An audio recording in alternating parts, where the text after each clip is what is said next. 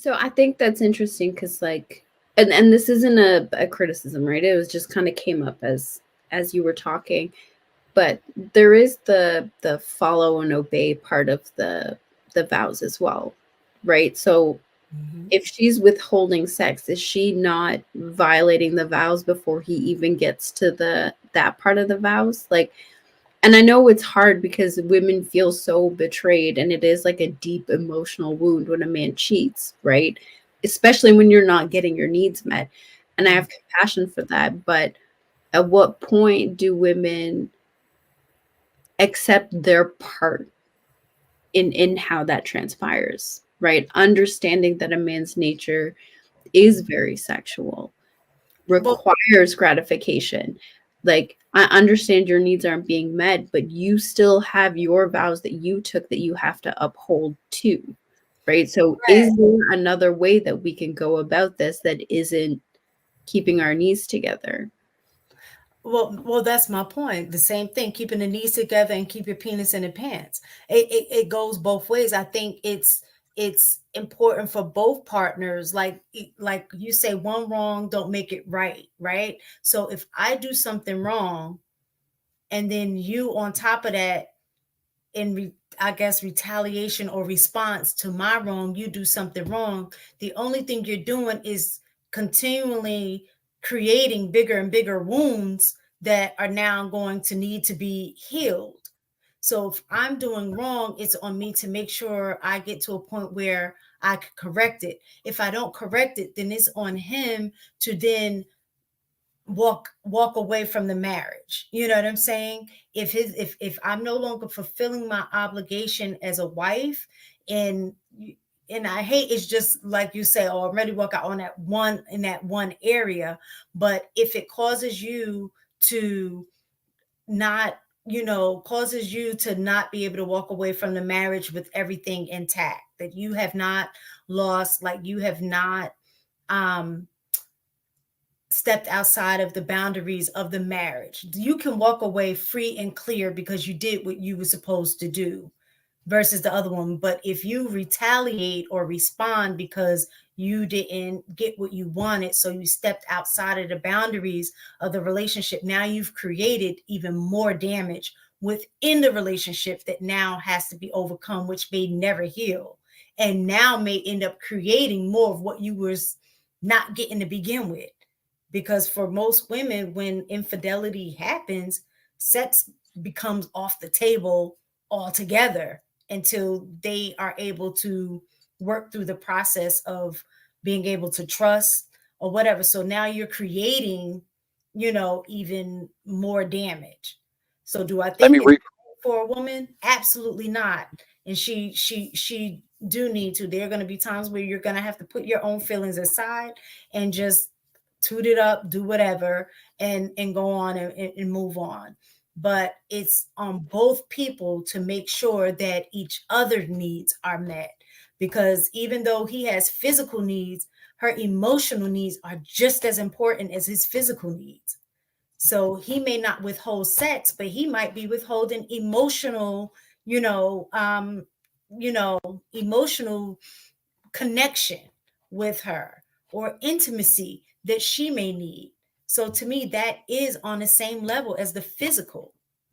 Okay, fair enough. So I'm gonna ask you two questions, mistaken. This is specifically for you, and these are yes or no questions. Well, I guess it's not yes or no. If you refuse to cook for your husband, should he go to a restaurant to eat? Or he can cook what's, can he? Yes, he can. Or he can cook the food that's already in a house. Okay. And if you refuse to give sex to your husband, should he continue to fulfill whatever duties that he's fulfilling as a husband, pay bills, etc., help protect, provide those things? Yes. Hmm. Are you saying that men should maintain a standard no matter what, and a woman gets to choose when she fulfills her wifely duties? No, because this is what I say. If her wifely duties included, like you said, oh, she's responsible for meals. If I don't cook, but I order food out and you're still eating, then I fulfilled my duty. Okay. So would you be akin to bringing another woman in? Then, if you don't want to have sex with him, would you bring another woman in to fulfill your duty? Not one. That's the thing that you're missing. I said before, 9 times out of 10, if a woman is not having sex, that is just a result of a deeper issue. As the head of the home and as a leader and as the protector and provider, I think it is your responsibility for us to have that conversation so you can fix it, so it can be addressed. And then, then the changes, I definitely think, like, I can never think of a situation that I know of through either personal experience or through others' relationships that I'm aware of, that sex was just not the result of a deeper issue. And once the deeper issue was resolved, that sex was no longer an issue.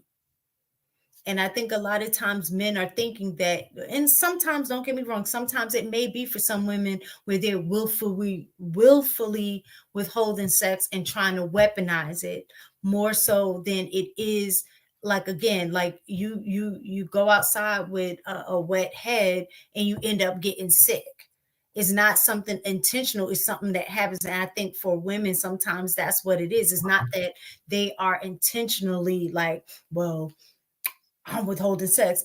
They're not even sometimes cognizant of the fact that the emotional aspect is affecting the physical aspect until you come around talking about you want some, and now they're like, oh, I just got finished doing da da da da, or you wouldn't do blah blah blah, and now you want sex. Like, I don't think it's an intent all the time behind the withholding the sex. I just think that they're just moving through. I'm not even thinking about sex. Sex is not on my mind right now because of all of this other ish that's going on. And that's why I think the communication part is very important. Like, if you notice it as a dude, to be like, listen, we haven't done it in, a week. Like, what's going on? You know what I'm saying? And she could be like, oh, you know what, I didn't even, if it was like what I explained earlier about, working full time, having a baby, going to school, and you got all of these things on your plate, that she's not even thinking about sex. You're thinking about sex, but she's not. So for you to bring that to her attention would be in your best interest, because I know I wouldn't be thinking about when I got all of these other things on my plate that I'm dealing with, that's put to the back burner. So let's have the conversation. Be like, oh, my bad, babe. Let's knock it out. You know what I'm saying? Or whatever. But if you're not having the conversation and you're just taking it upon yourself to be like, oh, she didn't give it to me in a week. Well, I'm going to go down the street to, Lucy's house, and I'm going to smash because I know she want to smash me anyway. Like, you didn't even give the opportunity for that situation to be fixed. What's the best way to start that conversation in a way that's not combative? What do you think is the best way to start that conversation in a way that's not combative? I just kind of said, like, babe, is everything okay? I just, noticed that we haven't been intimate for like a week, and that's not our norm. Is everything all right? You know what I'm saying? Just to give the space to feel like it's something that you're not attacking me for not doing, but that you're more concerned about the why. You know what I'm saying? So absolutely. But the conversation has to be had. So, if he initiated sex and you shrugged him off and he felt the way about that rejection, would you still expect him to make that conversation? Or would you initiate it? I think it's important. I don't think a woman would have an issue initiating a conversation like that if if a safe space was already created. Like how I said, I don't feel like I can't go to my husband about anything. It's because he created a space and an environment for me to feel like that. So I'm going to initiate that conversation, and I'm going to have that conversation with him. But if you haven't created that space for her to do that, then that woman probably won't initiate the conversation, and it would behoove you to initiate it.